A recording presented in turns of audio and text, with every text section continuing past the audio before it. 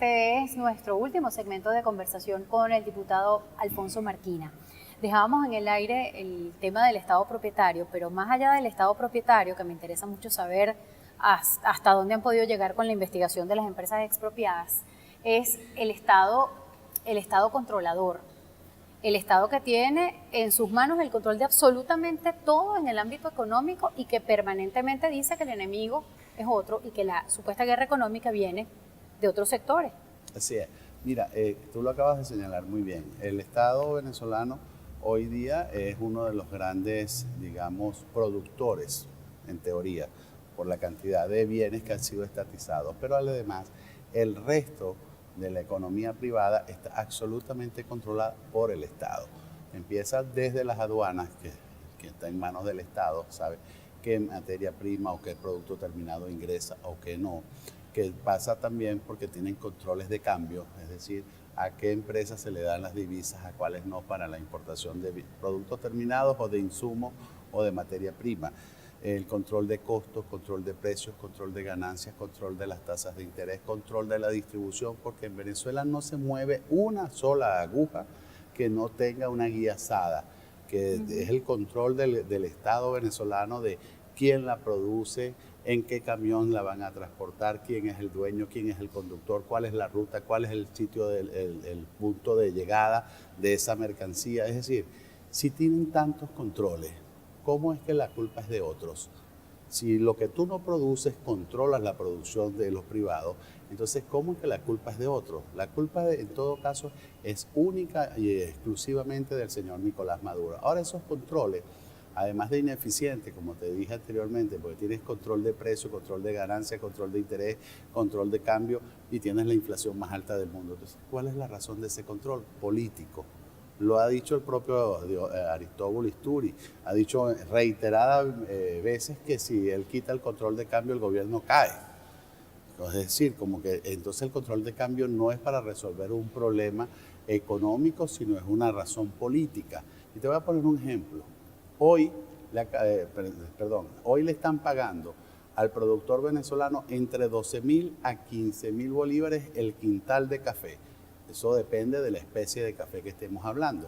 Bueno, pero el gobierno nacional importa de Nicaragua el quintal de café pagándolo en $207. Tú dices, bueno, ¿cómo es eso?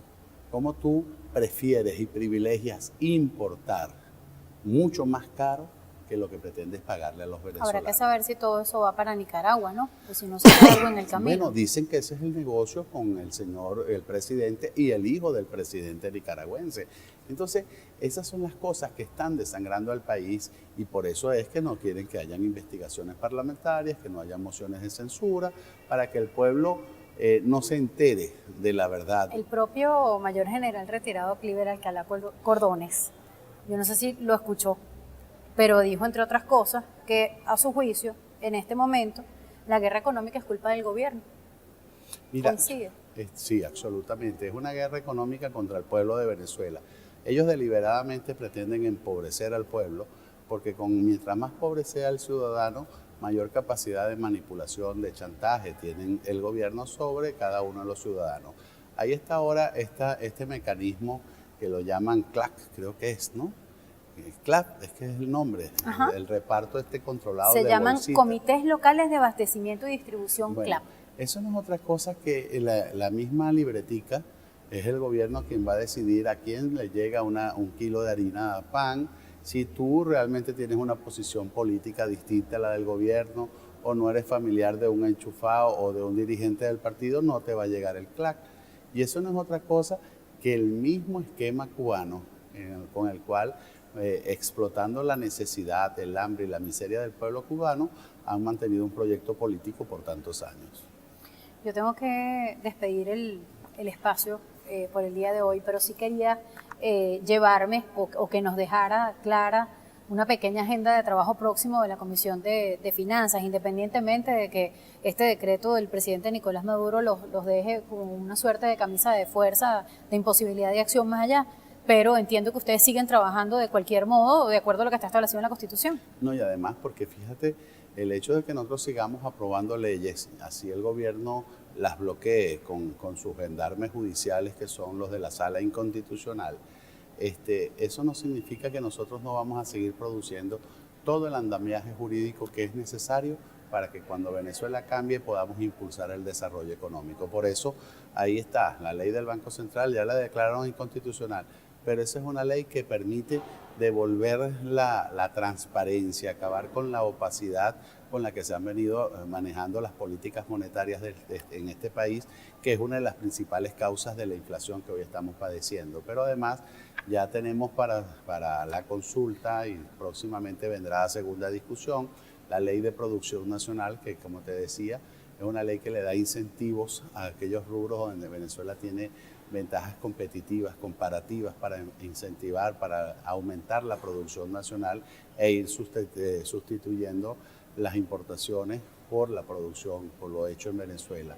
Estamos también ya para la semana que viene, debemos estar terminando el proceso de consulta de la reforma de la Ley Orgánica de Administración Financiera para acabar con la opacidad, la falta de transparencia, para devolver el principio de la unidad del tesoro, acabar con todos estos fondos para fiscales que terminan siendo una especie de caja negra que nadie puede auditar.